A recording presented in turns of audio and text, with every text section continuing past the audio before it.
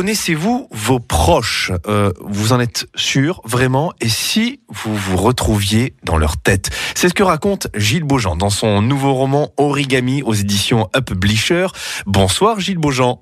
Bonsoir et bonsoir à tous les auditeurs de France Bleu Gascogne que je salue avec un petit pincement au cœur particulier. Mais oui, puisque vous avez bossé avec nous ici même il y a quelques années. Alors Gilles, c'est un très bon roman. Nous sommes entre réel et irréel. Vous racontez l'histoire de Gaspard Blanc qui, suite à un accident de TGV entre Montpellier et Paris, est plongé dans un coma profond. Et c'est ainsi que l'on découvre au fur et à mesure sa vie passée. Puis il se retrouve dans la tête de ses proches. Il devient un spectateur impuissant. Il revit les grands événements de son existence, du point de vue de sa fille, de sa femme ou encore de son ami d'enfance. Voilà pour le pitch.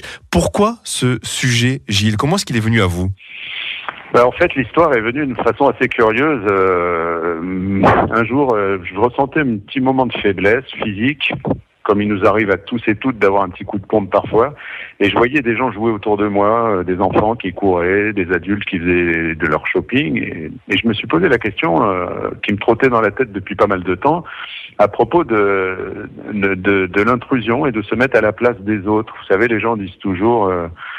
si tu étais à ma place, mets-toi à ma place. Ah oui, je me mets à ta place, etc. Mais si on franchit le pas, en se posant vraiment cette question-là, est-ce que nous sommes tous égaux dans les émotions que la vie nous procure, dans les joies, dans les bonheurs, dans les douleurs, dans les événements, dans les relations amicales, amoureuses, etc. C'est une question qui m'a toujours taraudé. Donc j'ai essayé de construire une histoire à partir de laquelle on pouvait imaginer un phénomène paranormal. Et c'est vrai que les états comateux sont souvent sujets à des transpositions, à des aventures assez curieuses vécues par le cerveau. Vous savez, il y a beaucoup de gens aussi qui racontent leur NDE, leur Near Death Experience, et souvent ça donne lieu à des situations qui sont assez romanesques, pas toujours faciles à raconter, mais là c'est pour ça que j'ai voulu partir d'une vie, d'une situation concrète. Et en fait, vous parliez d'être dans la tête des gens, mais c'est vrai que Origami, ça va, je pense, un petit peu plus loin, puisque Gaspard Blanc arrive aussi à se retrouver dans le corps et dans l'âme de ses proches, à revivre son quotidien vu par les autres et à faire des découvertes finalement qui sont assez peu reluisantes sur la véritable nature des gens et sur les manipulations diverses, quoi. L'origami, c'est l'art du pliage de papier, et Origami, c'est le titre du nouveau roman de Gilles Beaujean aux éditions Upblisher.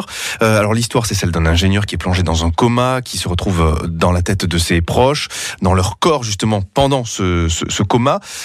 Gilles Beaujean, donc un vrai conteur d'histoire, est notre invité ce soir. Quel lien, Gilles, entre cette histoire et l'origami ?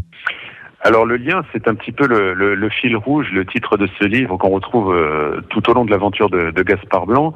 Pourquoi ? Parce que en fait, ce Gaspard Blanc est un homme simple, cultivé, érudit, qui a surtout un rapport très fusionnel avec la nature et avec toutes les déclinaisons du bois. Il vit, il travaille dans la forêt autour de Mende, dans la région du Languedoc. Il était ingénieur à l'Office national des forêts, qui existait encore à son époque.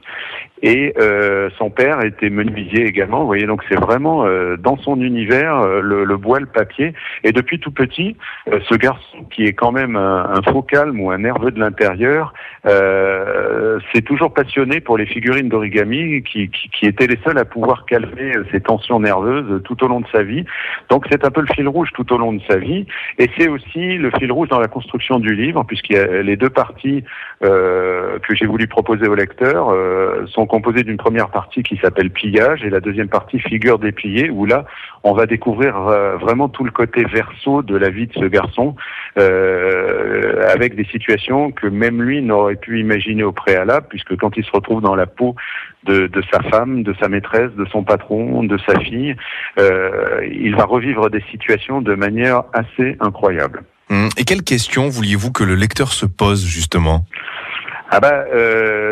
Si je me réfère aux premiers commentaires sur les plateformes de téléchargement, puisque ce livre est disponible en numérique et en papier, j'ai l'impression que les gens ne sortent pas tout à fait indemnes de cette histoire. Bon, rassurez-vous, j'ai essayé quand même d'y mettre une petite dose d'humour et d'émotion à l'intérieur, mais c'est vrai qu'on ne peut pas s'empêcher, je pense, à la fin de cette histoire, de se questionner sur, sans tomber dans la paranoïa, mais sur la perception qu'on a des gens et leur véritable nature finalement. C'est un peu ce qui va se passer pour Gaspard Blanc, parce que le fait de partir de découverte en découverte avec cet état comateux, sans savoir d'ailleurs où il en est vraiment dans sa vie, parce que c'est vrai que tout au long du livre, j'aime bien essayer de balader un peu le lecteur. On ne sait pas si ce Gaspard Blanc est mort, s'il va s'en sortir, dans quel état il est, s'il rêve ou s'il est en train de vivre une espèce de réalité paranormale. Donc tout ça, c'est vrai qu'on est en droit d'attendre quelque chose à l'issue de l'histoire. Alors vous écrivez dans votre livre Origami, vivre dans le corps d'un autre devrait être une thérapie obligatoire pour ceux qui ont du mal à se supporter. Que peut-on apprendre de soi grâce aux autres? C'est le vieil adage, mets-toi à ma place, parce qu'on a beau le dire comme une expression qui est un petit peu galvaudée dans les disputes ou dans les incompréhensions mutuelles. Je crois que c'est vraiment très très important de se mettre à la place de l'autre, et je crois qu'on pourrait éviter aussi toute une flopée de conflits, que ce soit des conflits intrafamiliaux ou alors des conflits généralisés sur notre planète. Je crois que c'est très très important d'essayer d'imaginer la souffrance de l'autre, d'essayer d'imaginer son bonheur, et je pense que ça permet également ensuite de réajuster son comportement vis-à-vis des autres. Et pour moi, c'est ça la vraie traduction constructive de la vie sociale, ce serait peut-être ça. Gilles Beaujean, merci d'avoir été avec nous sur France Bleu Gascogne au sujet de votre nouveau roman. C'est Origami aux éditions Upblisher. Il est donc téléchargeable sur les plateformes donc de téléchargement. Merci encore et puis belle fête de fin d'année, Gilles. Eh ben, mille merci. Bonjour à tous les Landais et continuez à lire des livres, c'est très très important. À très très bientôt, Thomas. Merci.